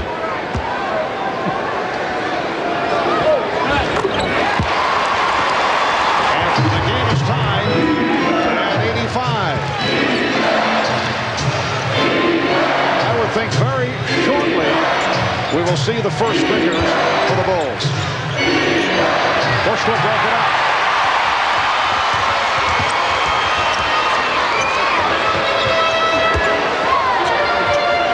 Sally posting. Edwards for Bushler. Trying to get it to Sally. Last touch by Chicago. Well, one of the things that the Pacers and a lot of other teams in the league try to do against the Chicago triangle offense is keep the ball out of the 2 post areas. The low post on the ball side, and then what they call the pinch post, which is in that elbow area high on the weak side. And if you do that, you can break up the timing of the offense. Here's Best. He got the step. It counts. And the foul. Travis Best with 13. That is a career high. And he will go to the line. Well, Larry Brown has to be thrilled with the kind of game that Travis Best is having. The Indiana Pacer organization has high hopes for this young man. Of course, it's going to take a lot of playing time to get that experience, and he got some of it this season. But the big problem for the Pacers as they head into the playoffs next week is how are they going to manage without the play of Reggie Miller? And I don't think Larry Brown is finding much out today in that area. Ball was poked out of bounds. Reggie Miller recovering from the eye socket surgery. No telling as to when he will be able to return. And Brown is fouled. It was blocked. John Hoiberg. 6:55 remaining in the fourth quarter. And the Pacers lead 87-85. Indiana gunning for their 51st win. They've won 6 of their last 7 and some impressive victories during that streak over Miami and Detroit. Atlanta win at Orlando. It'll be a jump ball. Indiana coming off a loss to the Pistons in their last game Wednesday night. Pistons on fire, 52% from the field, 12 of 22 from three-point range. And then Doug Collins sat down both Joe Dumars and Grant Hill Thursday night here in Chicago, and they were walloped by the Bulls. If things stand right now, it would be Indiana-Detroit in the first round of the playoffs. Best for Hoiberg. And the Pacers lead 89-85. Cleveland with the victory over Detroit earlier today, 75-73. So the Cavs clinched the number 4 spot of the East. The Knicks need a win tomorrow afternoon in Boston to wrap up the 5th spot. And it cuts it to a 1-point Indiana lead. Judd feels very comfortable from beyond the arc. Got off to a terrific start in this season shooting the three-pointer. He got a lot of playing time early, not that much in this second half of the year. Eddie Johnson, he's up front with Rick Smits and Antonio Davis. Smits, and he drew the contact, foul call.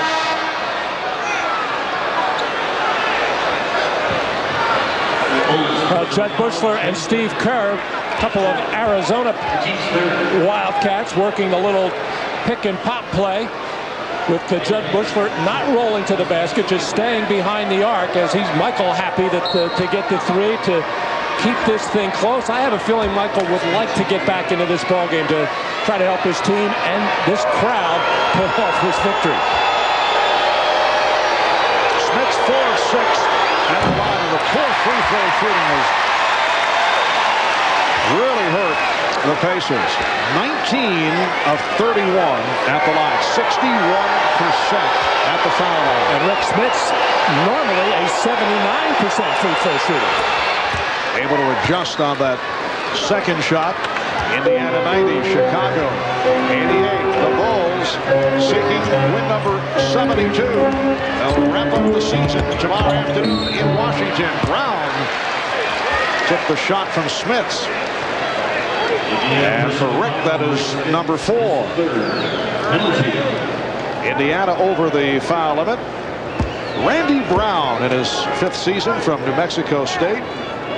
Signed as a free agent. Comes off a season high of 16 the other day against Detroit, taking that shot from Smits.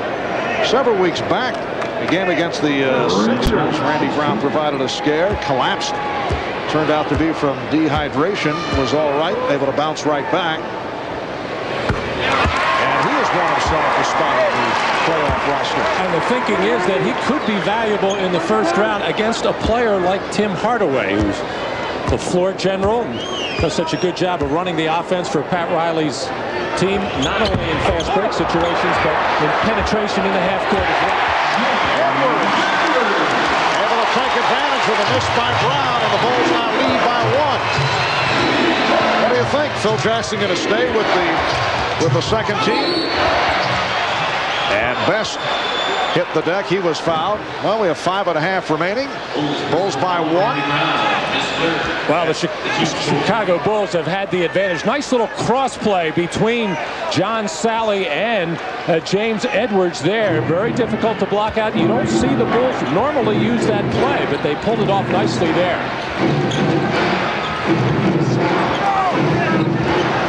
Smits backing Edwards and hitting. Plus the foul. The basket counts, and Smits to the line. The foul by Edwards. Now, both teams being very aggressive offensively in trying to take the ball to the basket. Here's Smits on the nice little pivot and drop step to the baseline for the jump hook. But the defenses have been equally aggressive, but overly so, because they're just hacking away at anybody who makes a move towards the hole. Smits 5 of 8 at the line, looking for his 18th point. 3-point play for Rick Smits. Pacers lead 93-91. Brown guarded by Hoiberg.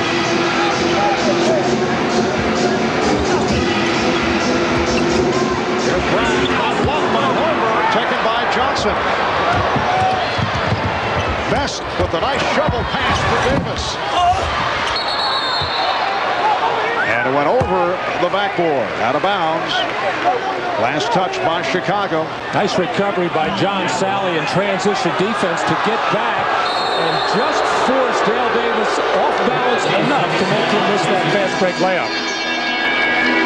Crowd booing that call. The fans thought the ball was going to be presented to Chicago, therefore the reaction 22nd timeout has been called. But a strange season for the Indiana Pacers. They have had a number of quality wins and also some bad losses. These are the good wins. Twice over Seattle, beat Chicago, San Antonio, 2 victories over Orlando. But check this out now. They lose at New Jersey, at Milwaukee, and Philly.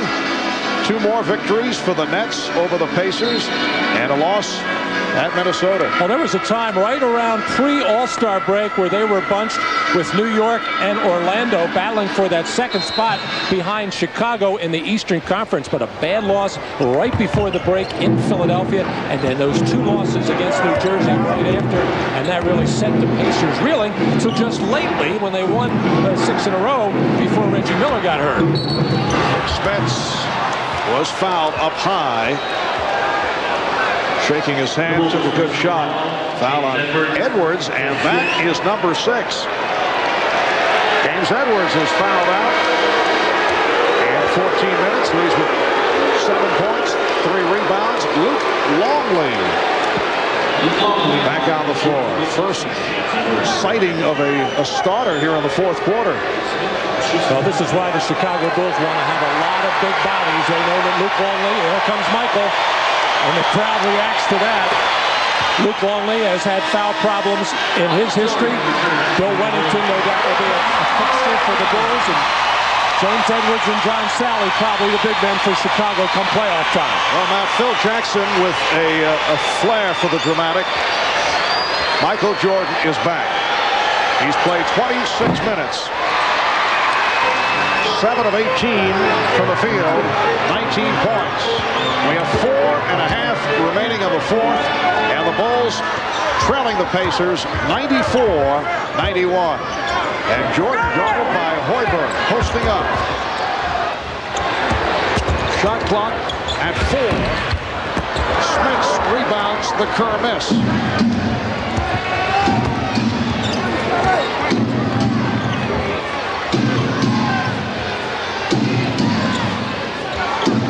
Dale Davis, guarded by John Sally. Shot clock at 7. Spence over Longley. Rebound, Davis. Foul by Longley. And that's 4 on Longley. Well, the story of this game has been the big edge on the offensive glass by Chicago with 21 offensive rebounds to 11 for Indiana.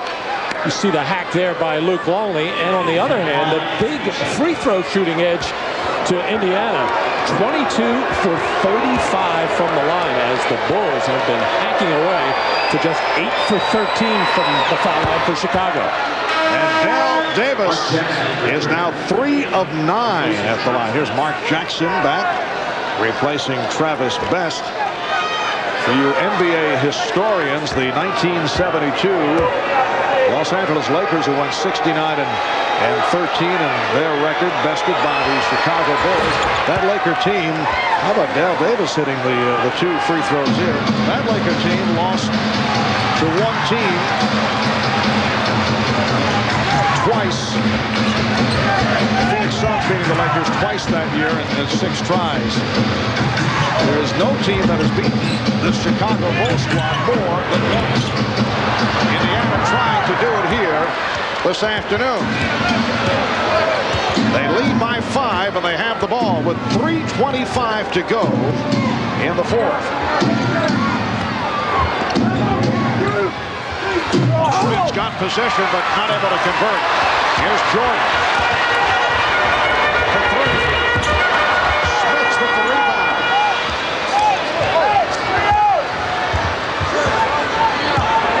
Pacers coming down and deliberately running offense, using a lot of shot clock, which is their style. They are a low possession team. They don't take a lot of shots, about 75 a game, whereas the Bulls 85 shots a game. And the charge on Mark Jackson. Offensive foul, leading to a timeout with 2:53 remaining in the 4th. Indiana leads by 5. Indiana Pacers Pacers with a 96-91 lead on the Bulls. Indiana hoping to provide the Bulls with only their second loss at home this season. The Bulls suffering their only home defeat of the season, April the 8th, against the Charlotte Hornets. Michael Jordan scored 40 points, but the game came down to the final play. The Bulls with 4 chances to win it, but could not. And the Hornets won 98-97. The loss snapping a string of 37 straight home wins this season. You may recall in the previous game against Charlotte in Charlotte, the Hornets were embarrassed and did not show up and were blown out. Chicago opened up by scoring the first 20 points of the game, and it was over. And Charlotte has had a number of those games where they played very poorly at home and then would bounce back 4 or 5 days later and play very well on the road. And a big win for them, not really for them because they were out of it when won last night, but beating New York and hurting the Knicks last night at Madison Square Garden, despite Patrick Ewing's first triple-double of his career. 2:45 to go. Fourth quarter. Tony Kukoc is back. Here's Kerr for 3. Rebounded by Eddie Johnson. Travis Best for Fred Hoiberg. Open shot for Johnson. And the Pacers have opened up a 98-91 lead. It's their biggest lead of the game. Phil Jackson has played strange lineups throughout this game, and it's part of the problem that the Bulls have had. And this is not a typical Bulls lineup that would be on at crunch time. And the rebound swept by Dale Davis. The Bulls have missed their last shot. Antonio Davis is fouled. Antonio Davis fouled by Tony Kukoc. And he'll go to the line. 2 of 4 at the line. Indiana looking for their 20th win on the road. That would be a franchise record. 19-21 on the road. The Indiana Pacers will finish up the season tomorrow afternoon at home against the Cleveland Cavaliers. Normally, as the lineup on the floor at this part of the game, you had Steve Kerr, Tony Kukoc, and of course Michael Jordan, along with Scottie Pippen and Dennis Rodman, at least for defensive sequences. But right now, Longley and Bushler getting the call. Jordan unable to hit the 3. Kukoc puts it right back. Jordan. 10 of 24 from downtown. They are trailing by 5 with a minute 40 remaining. Can of defense.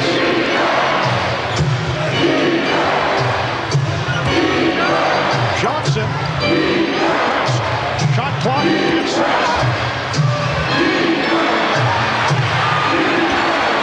Shot clock. Lifted at the steal with 1 on the 24. Kukoc for 3. The Bulls are within 2. With a minute 10 remaining in the fourth quarter. Can they rally to make it a home record of 41? Eddie Johnson. Rebound Michael Jordan. Chicago ball. Within 2. Jordan puts the move on.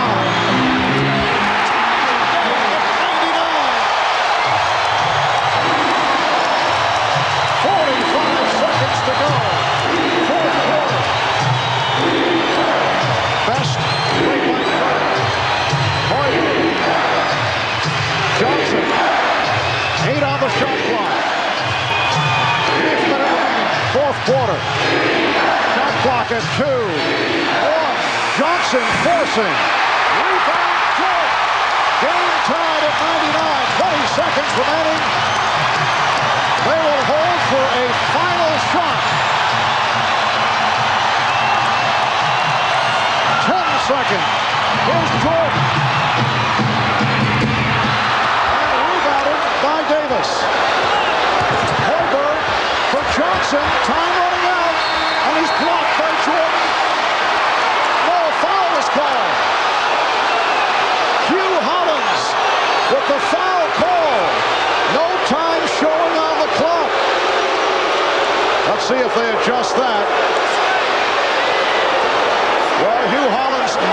stranger to controversial calls. You flash back to the playoff series between Chicago and New York. A critical call then against the Chicago Bulls in favor of Hubert Davis and the New York Knicks. They had just put 0.5 of a second back on the clock as you take another look at it.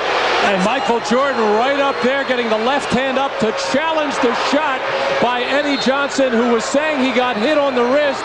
A lot of people will say hand is part of the ball. Michael Jordan right up there, and Hugh Hollins with a good angle on it. Michael very unhappy with the call bar. But what I really enjoyed is both coaches letting their teams play with the furious comeback effort of the Chicago Bulls. Johnson, an excellent free throw shooter, just under 90% from the line. And he's given the Pacers a 1-point lead. Indiana 100 and Chicago 99. Michael Jordan continues the discussion with Hugh Hollins as a timeout is taken with 0.5 of a second remaining. Closing seconds of the fourth quarter, Eddie Johnson spots Jordan out of the corner of his eye. Michael goes straight up to get a piece of the ball and a piece of the hand of Eddie Johnson. Eddie says, I'm fouled. Michael says no, but referee Hugh Hollins making the judgment call and putting Eddie Johnson on the free throw line with 0.5 of a second to go. Marv, I say hand is part of the ball. Should have been a non-call. As Eddie Johnson gets set to shoot his second, another timeout has been called. Chicago players trying to psych out Eddie Johnson for the second free throw. Ron Hoffer was all over him as Johnson went to the line. If the Bulls get the ball back, there is time enough to get off a normal shot. And depending on what Eddie Johnson does here, the smart thing for Eddie to do here is to shoot the ball, get a piece of the rim, and then the rebound or bobble of the ball, and then you will presumably you would have to get under 0.5 of a second, and that would mean that you'd have to get some kind of a tip play. Very hard to get possession in 0.5 of a second, so you should try to miss. Well, we have more NBA action for you tomorrow. Playoff spots on the line. NBA Showtime will get you started at 3 p.m. Eastern Time. A look at the doubleheader. Could say you'll see either one of those games. You know, Marv, sometimes when you're trying to miss a shot, it's when you make it. If you bounce it off the glass and hit a banker, Eddie Johnson, an outstanding free throw shooter, I have a feeling he's just going to try to catch a corner of that rim and have the ball bounce off. So Eddie Johnson, who is just under 90%, 1 for 1 today, and yes, that's exactly what he does. As time happens, the Indiana Pacers, the only team to defeat the Chicago Bulls twice this season. Chicago trying to call timeout. Did they get the call? Pacers were walking off the floor. The horn sounded. Hugh Hollins and Tommy Nunez discussing it. The Bulls felt that they called timeout. Well, they're putting up 0.3 of a second, which means it would have to be a tip. But actually, Judd Bushler got the rebound and wheeled and tried to throw a length of the court shot. So, now they say 0.2 of a second remaining. We'll be right back. All right, we're set to go. 0.2 of a second remaining. It must be a deflection. Can't be a clean shot. And a delay of game is taken by Smith. Larry Brown checking the alignment. Delay of game warning for the Pacers. And Larry doing some helpful work. Puts it in front of Bob Slick Leonard, the color commentator for the Pacers. And now Kukoc looking to throw it in for a tip. Here it is. Runner hit the rim. Yes, that will do it. And the Boston Celtics remain by themselves in terms of best home record of all time at 40-1. The Bulls 39-2 at home. The other end. As the Pacers beat the Bulls 100-99. Second win for Indiana this season over Chicago. They are the only team to pull it off against the Bulls, who now are in double figures in the loss department at 71-10. For Indiana, win number 51. They are 51-30. Again, the final, Pacers 100, Bulls 99. For Matt Gukas and Ahmad Rashad, I'm Marv Albert saying so long from Chicago. This has been the NBA on NBC.